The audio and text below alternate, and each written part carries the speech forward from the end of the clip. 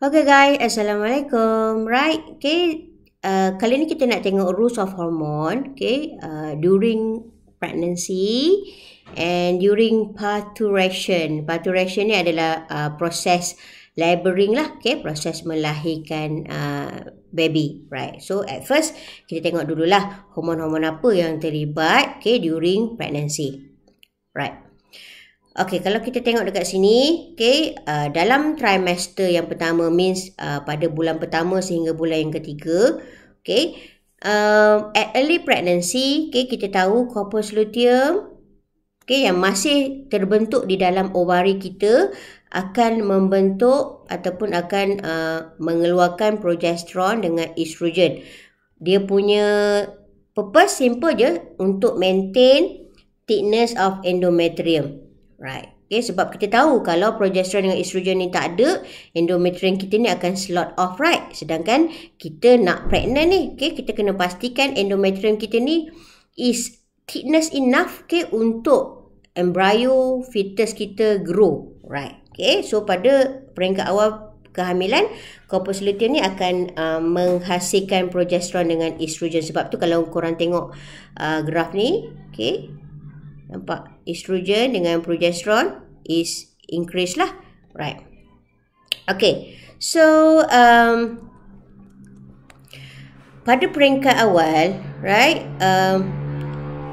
kalau you all ingat thromboblast cell ni, okay, thromboblast cell ni adalah satu bahagian yang membentuk blastosis tu, dia akan menghasilkan hormon HCG.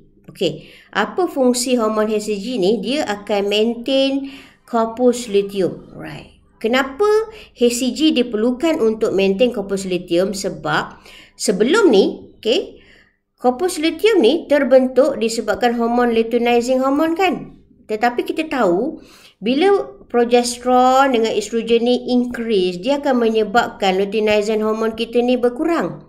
So, kalaulah luteinizing hormone kita ni berkurang, corpus luteum kita ni akan musnah. Okay, logiknya. Tetapi kenapa, okay, corpus luteum ni tak musnah walaupun luteinizing hormone kita ni dah berkurang dalam badan kita? Ini kerana, okay, blastosis kita ni, okay, the thromboblast kita ni menghasilkan hormon lain yang kita panggil sebagai HCG, di mana HCG ni lah yang akan mengekalkan corpus luteum. Maknanya dia punya efek seperti luteinizing hormone. So that's why, okay, sebelum placenta terbentuk, okay, progesteron dengan estrogen ni masih dihasilkan oleh corpus luteum. Okay, kerana selepas placenta terbentuk, okay, corpus luteum ni dah tak diperlukan kerana placenta pula yang akan take over function corpus luteum tu untuk menghasilkan progesteron dengan estrogen. Alright. Okay, so after implantation, okay, selepas kita punya blastosis tu implant, okay, thromboblast, okay, dia akan menjadi chorion dan dia akan terus menghasilkan HCG, right, dan selepas 3 hingga 4 bulan kehamilan, corpus luteum ni akan musnah seperti yang saya kata tadi, dan dalam masa yang sama sebenarnya placenta kita dah fully developed. And then kita tahu, okay, walaupun corpus luteum dah musnah, tapi placenta dah ada, so kita tak perlu risaulah kerana placenta lah yang akan terus menghasilkan progesteron dengan estrogen, okay, untuk mengekalkan the thickness of the endometrium wall, dan dalam masa yang sama dia akan inhibit, menghalang daripada, okay, prolaktin dengan oksitosin ni tu daripada meningkat, kerana oksitosin dengan prolaktin ni dia bahaya, okay, kalau berada ataupun kalau kandungan dia banyak dalam badan seorang ibu yang hamil tu, dia boleh menyebabkan, okay, kelahiran awal kepada baby tu yang orang kata apa, gugur tu. So, okay, disebabkan empat hormon dalam badan dia ni tak stabil. Sepatutnya kalau pregnant, okay, hormon prolaktin dengan oksitosin ni pada peringkat awal kena sikit je. Tetapi yang banyak kena ada dalam badan seorang ibu yang hamil adalah hormon progesteron dengan estrogen. Sebab hormon progesteron dengan estrogen inilah yang akan mengekalkan kehamilan tu. Alright. Okay. Okay, itu apa yang berlaku dalam trimester yang pertama. Kita tengok apa yang berlaku dalam second trimester. Okay. Daripada bulan ketiga dan ke atas, okay, placenta, okay, itself menghasilkan kandungan progesteron dengan estrogen yang sangat tinggi. Means keperluan badan ibu yang hamil tu progesteron dia, estrogen dia fully dihasilkan ataupun dibekalkan oleh placenta. Okay, so high level of progesterone, alright, memastikan myometrium means uterus kita tu sentiasa relax dan cervix tu, bukaan pada pintu rahim tu is tightly closed. Maknanya tidak jadi besar. Sebab kalau besar, baby mudah jatuh. So, berlakulah keguguran. Tetapi kalau cervix tu is tightly closed, maknanya baby tu tak boleh nak jatuh lah, merentasi ataupun melalui cervix tu. Itu kepentingan progesteron tu. Memastikan dinding rahim kita tu relax, mean tak ada contraction. Contraction tu sebenarnya memaksa baby tu keluar melalui cervix. So, bila relax, tak ada paksaan kat situ. Dan cervix pun juga tightly close. So, baby tak boleh keluar daripada rahim tu. Right. So, dalam trimester yang ketiga. Toward end of pregnancy means bila dah nak sampai 9 bulan ataupun 40 weeks of pregnancy, 38 weeks of pregnancy. Apa yang kita boleh nampak? Kandungan progesteron ni dia berkurang. Right? Kalau pada awal kehamilan sehingga towards to end of the pregnancy ni progesteron adalah tinggi, tapi bila dah nak sampai minggu yang ke-38 ataupun 40, tiba-tiba progesteron level ni berkurang. Tetapi estrogen ni masih tinggi. Dan keadaan inilah sebenarnya yang akan menyebabkan berlakunya proses melahirkan bayi, the birth process. Kalau progesteron tinggi, estrogen tinggi, baby tu tak dapat dilahirkan. Tapi dengan perubahan hormon dalam badan ibu tu, progesteron berkurang, estrogen masih tinggi, itu yang akan induce berlakunya proses what we call laboring, proses birth, melahirkan. Right. So, itu yang berlaku during pregnancy. Kalau awak tengok pada peringkat awal, progesteron dengan estrogen tinggi untuk mengekalkan kehamilan tu, tetapi at the end of the pregnancy, progesteron akan berkurang, estrogen masih lagi tinggi, tetapi keadaan itu akan induce the birth process. Right. So, sekarang ni kita nak tengok macam mana baby tu boleh dilahirkan bila usia kandungan kita dah sampai 9 bulan.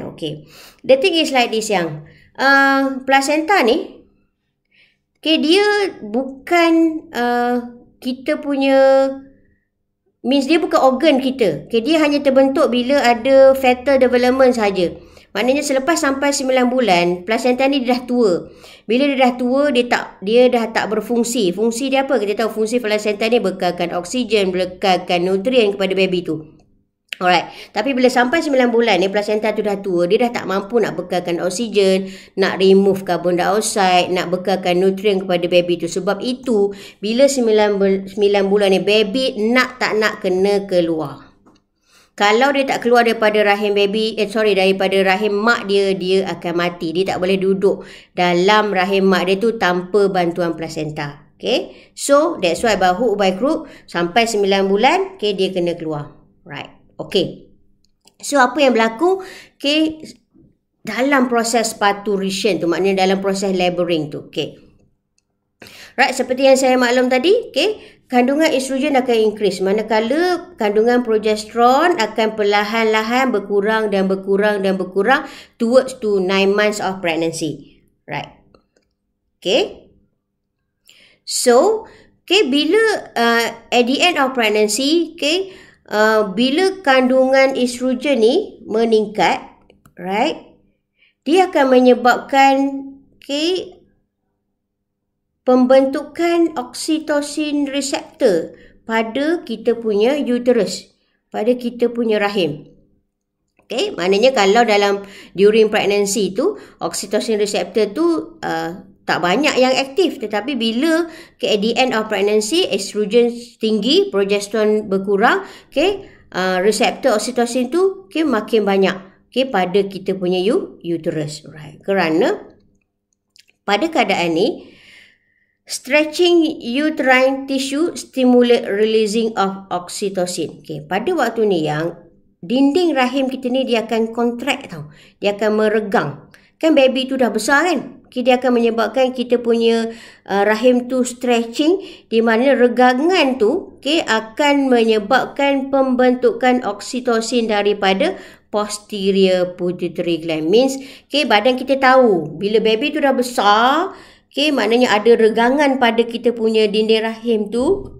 So badan kita andaikan bahawa at that time baby tu dah cukup usianya dan perlu dilahirkan. So bila dikesan macam tu, dia akan menghasilkan hormon oksitosin ni. Right, di mana oksitosin ni yang dia akan menyebabkan a powerful uterine contraction. Tu yang you all selalu dengar bila orang dah nak melahirkan tu, dia rasa sakit. Dia kata contraction. So because of the oxytocin lah. Maknanya kalau oxytocin tu tak ada, contraction tu dia takkan rasa. Tapi bila kandungan oxytocin tu dah tinggi dalam badan mak tu, mak tu akan rasa contraction. Maksudnya contraction tu adalah dia punya dinding uterine tu sekejap mengecut, sekejap mengembang. Tu maksud dia contract. Sebenarnya contract tu dia akan menolak baby tu keluar. Right. Bila kepala baby tu, nampak tak?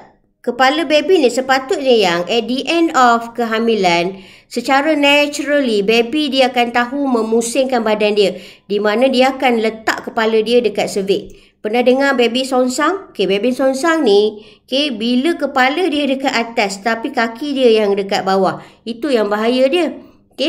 Makna biasanya kalau kes kehamilan songsang ni, dia tak akan lahir secara normally, dia perlu caesar. Sebab kalau kaki, bahayalah tiba-tiba keluar kaki belah kanan je, belah kaki lagi tersangkut dekat atas. So macam mana baby tu nak keluar, right? Tetapi kalau kepala yang berada dekat cervix tu, cantiklah kepala keluar, tangan, kaki semua kuduk kat bawah, right? So sebab itu sepatutnya bila sampai usia 9 bulan ni, kepala baby ni dia mesti dah berada pada dekat pintu cervix ni, right? So tekangan daripada kepala tu dekat cervix ni yang akan memberikan positive feedback kepada mak tu. Maknanya rasa sakit tu akan bertambah, contraction tu akan bertambah. And then bila contraction tu bertambah, oksitosin pun makin banyak dihasilkan. So contraction tu lagi kuat. Sebab tu contraction akan terus berlaku. Sakit untuk melahirkan baby tu akan terus makin kuat sehinggalah baby tu dilahirkan. Right. So dalam masa yang sama, apa yang menyebabkan contraction tu semakin kuat? Yang estrogen ni also stimulate placenta untuk menghasilkan prostaglandin. Tadi oksitosin, right? So dalam masa yang sama prostaglandin ni pun terhasil. Di mana prostaglandin ni akan menyebabkan uterine kita contract lebih kuat. Dan menyebabkan penghasilan enzim, di mana enzim ni akan menyebabkan cervix kita ni menjadi lembut. Ingat tak pada during kehamilan tadi, cervix kita dia tightly close, right? Tapi bila dah sampai waktu nak melahirkan baby ni, disebabkan enzim tadi, so cervix kita tu akan membesar dan menjadi lembut untuk membenarkan baby tu keluar melalui cervix kita dan keluar melalui vagina kita, right? Result of the dilation of the cervix, bila cervix kita tu dilate, mengembang, keadaan contraction tu akan makin kuat. Dia akan memaksa baby tu, fetus kita tu keluarlah daripada rahim kita. Dan dia akan keluar melalui vagina kita. Dan akhir sekali, jangan lupa placenta ni bukan organ kita. Selepas baby selamat dilahirkan, doktor akan pastikan placenta ni is totally removed.